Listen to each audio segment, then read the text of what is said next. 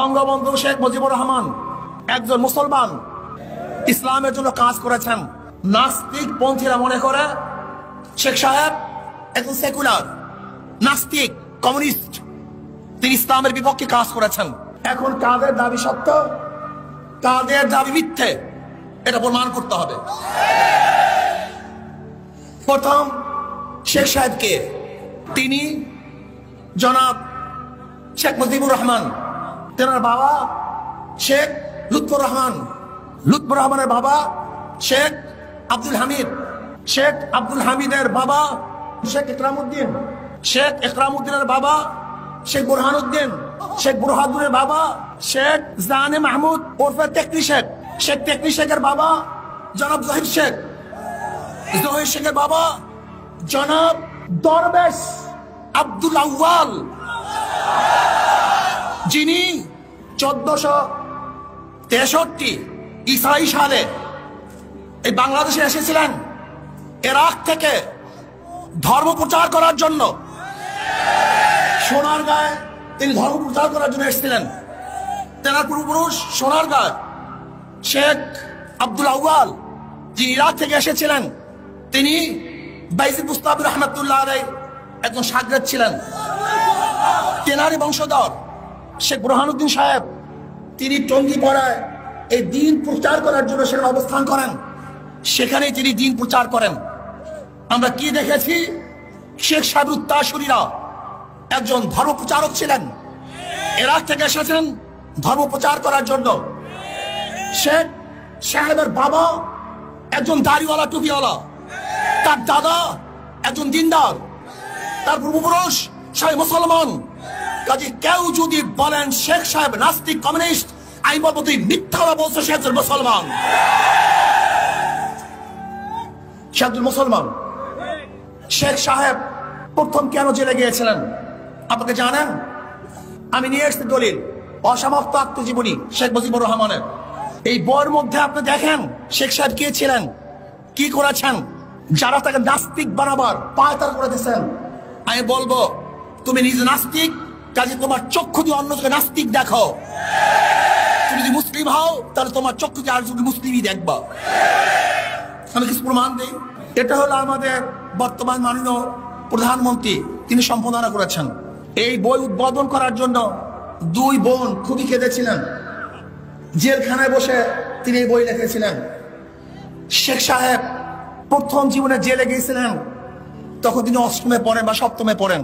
তিনি এসছেন বাড়িতে, তাকে বলা হলো হিন্দু জমিদার একজন মুসলমানকে ধরে নিয়ে গেছে।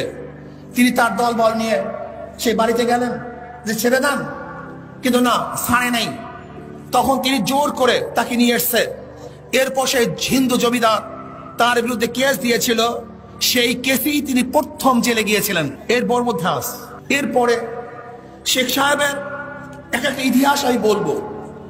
আমরা তাকে শুধু মনে করি, আজকে আমি বক্তৃতা করবো না, আমি কিছু বই পড়ে শোনাবো।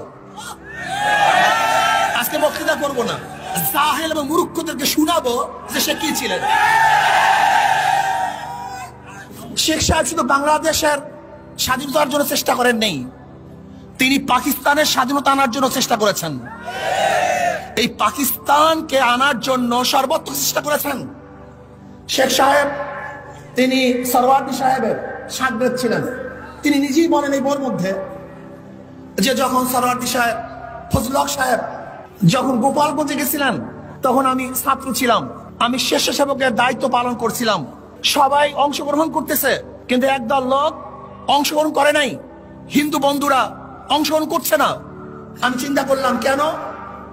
আমি একজনকে প্রশ্ন করেছি, কিরে তোর অংশগ্রহণ করছিস না কেন? কারণ না, কংগ্রেস এবং হিন্দু মহাজোট আমাদেরকে নিষেধ করেছে অংশগ্রহণ করার জন্য। তিনি এই বইয়ের মধ্যে লিখেছেন। তিনি কি বলেছেন যে না, এখন পাকিস্তান না করলে মুসলমানদের উপায় নাই, কাজে অবশ্যই আমাদেরকে পাকিস্তান করতেই হবে। অনেকেই মনে করেন যে শেখ সাহেব তিনি নামাজ পড়তেন না। আমি দেখব তিনি কি করতেন। অন্য কিছু বলবো না। দেখেন এই বইয়ের মধ্যে তিনি বলছেন, আমি যখন জেলখানায় ছিলাম তখন 5 ওয়াক্ত নামাজ আমি ঠিক মতো পড়তাম। শেখ সাহেব আমাদের পরিচয় কি দিয়েছেন? দেখবেন টক শুতে সবাই বলে আমাদের পরিচয় আমরা বাঙালি, আমাদের পরিচয় আমরা কি বাঙালি। আর তিনি কি পরিচয় দিয়েছেন? তিনি এই বইয়ের মধ্যে দেখেন পৃষ্ঠা নাম্বার হলো 47, অসমাপ্ত আত্মজীবনী, পৃষ্ঠা নাম্বার হলো 47। তিনি বলেছেন আমাদের বাঙালির মধ্যে দুইটি দিক আছে, একটা হলো আমরা মুসলমান আর একটা হলো আমরা বাঙালি। প্রথম আমরা কি?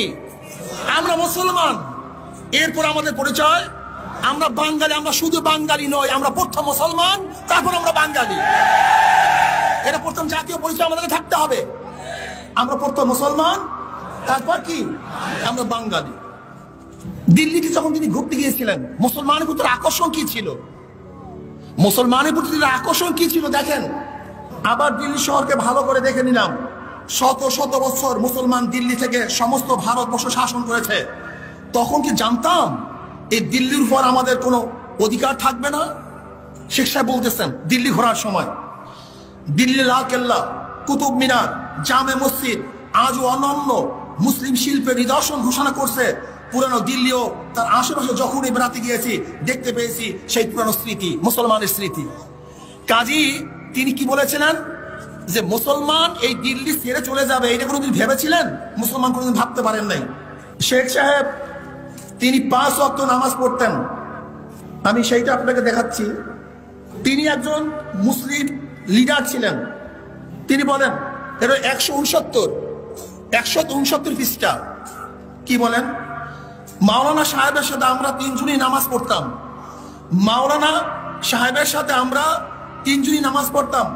মাওলানা সাহেব মাগরিবের নামাজের পরে কোরআন মজিদের অর্থ করে আমাদেরকে বুঝাতেন। রোজই এটা আমাদের জন্য বাধা নিয়ম ছিল। শামসুল হক সাহেব নিয়ম নিয়ে বিপদ হতো, 1 ঘন্টার কমে কোনো নামাজই শেষ করতে না। শামসুল হক